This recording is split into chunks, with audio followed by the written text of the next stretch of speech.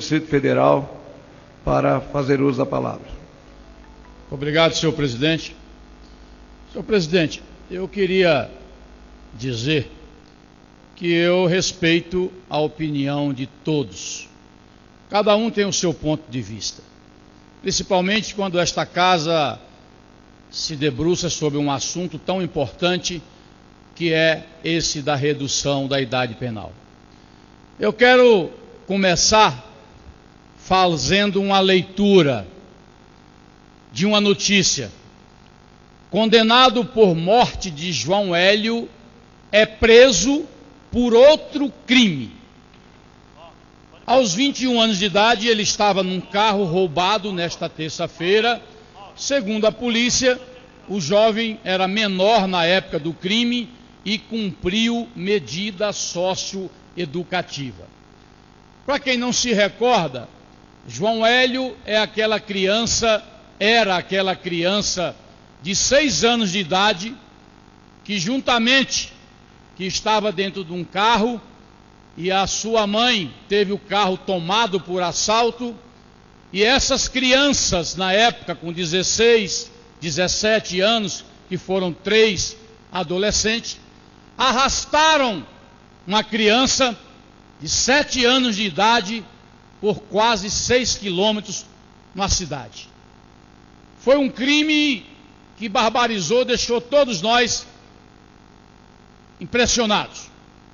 Pois bem, senhores, um dos outros condenados, eu fui informado que uma ONG dessas que recebe dinheiro de fora, pegou este adolescente, pagou todas as suas viagens e está fazendo um curso num país desse da Europa. Foi o prêmio que ele recebeu. O outro foi condenado a 3 anos de medida socioeducativa e quando saiu cometeu outro crime. E o outro, também condenado, sob a suspeita de ameaças de morte, teve a sua saída do Brasil bancado por uma ONG para estudar num país da Europa. Estou chegando à conclusão que verdadeiramente o crime compensa nesse país. Senhor presidente, eu esperei tanto tempo, consulta a Vossa Excelência se o tempo é de 3 minutos mesmo, que eu estou falando pelas comunicações parlamentares. Seria isso mesmo, 3 minutos? Na verdade, então... Porque colocaram 3 minutos. Parece que hoje a discussão... Vamos rever o tempo aqui. Parece que hoje a discussão no plenário, os deputados estão ávidos por falarem, né?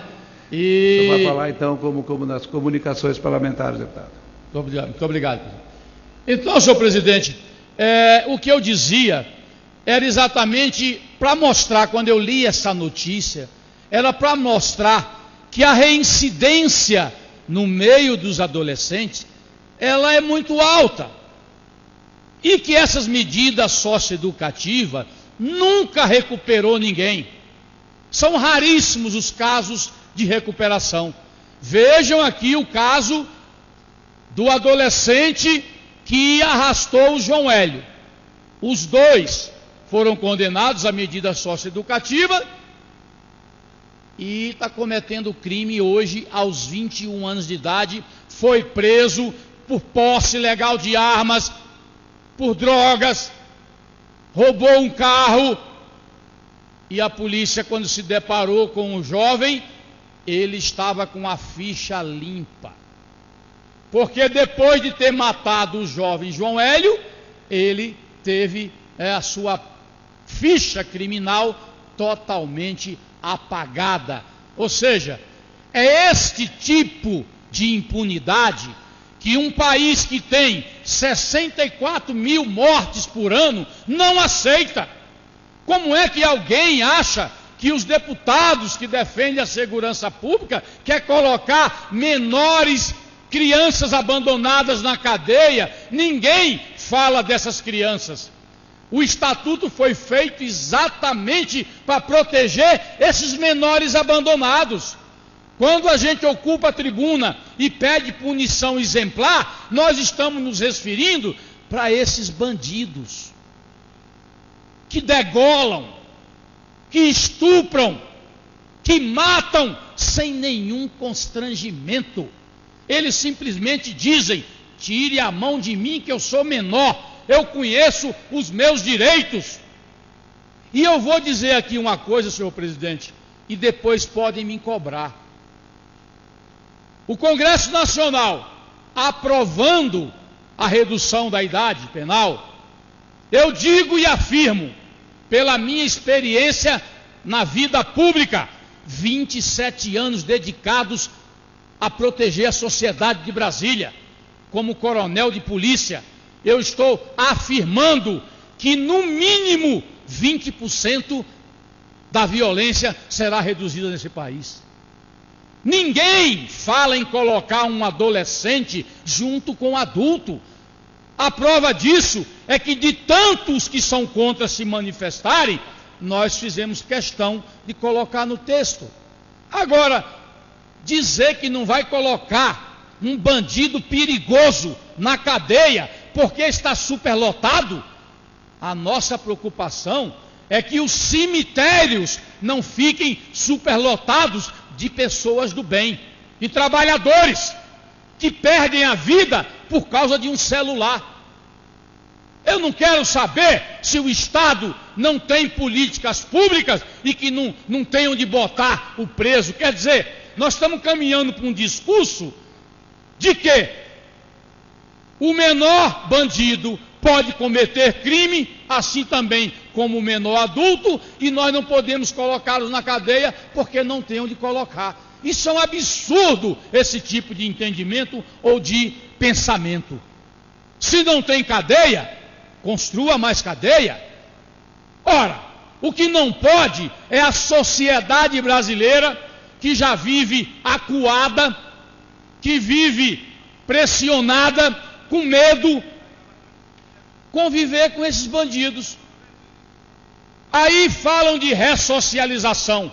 Ora, a ressocialização, ela tem que ser um complemento. Mas se alguém matou, estuprou, roubou, ele tem que pagar o crime. A pena inicialmente é um castigo, sim senhor. Agora, em consequência, nós temos que trabalhar para uma ressocialização. Eu sou presidente da CPI do sistema carcerário. Estou visitando os estados brasileiros e tenho dito que em qualquer estado desse país o sistema prisional é vergonhoso. Ora, mas isso não quer dizer que um menor que mata tem que ficar impune porque não tem onde colocá-los. Eu estou dizendo o que com isso? Quando eu me refiro aqui em proibir também os saidões, é uma outra fonte de violência.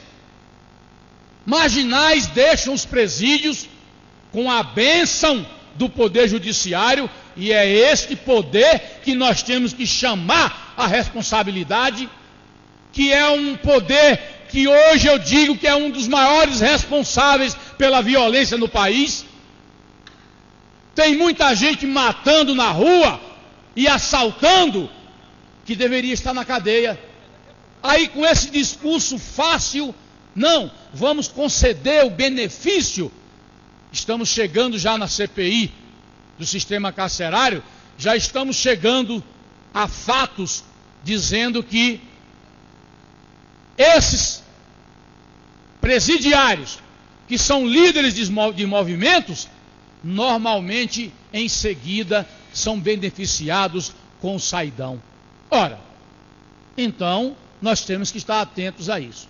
Por isso, senhor presidente, não vou gastar o tempo para não me alongar, mas quero dizer a Vossa Excelência que eu tenho profundo respeito por todos aqueles que pensam diferente do meu pensamento. Agora, eu não desqualifico ninguém, eu não agrido ninguém, eu não rotulo ninguém.